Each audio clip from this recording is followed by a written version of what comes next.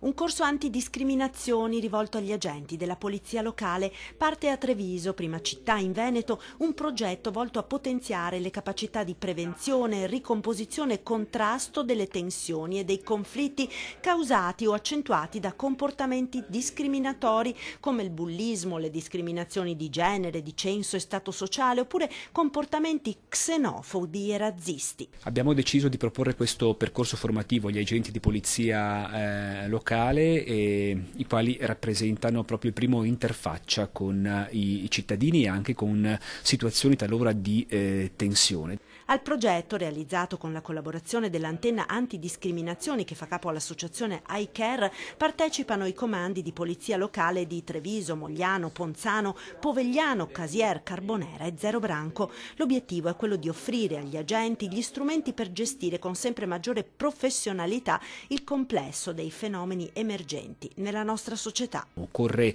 ad esempio da un lato per chi viene nel nostro paese conoscere le regole, ma anche spiegarle loro in modo che le capiscano e le mettano in pratica. Parallelamente riprenderanno a marzo a Treviso i pattugliamenti dei parchi cittadini con l'ausilio dei mediatori culturali. Riteniamo che sia utile perché innanzitutto è difficile anche a volte confrontarsi con soggetti che provengono da realtà completamente diverse.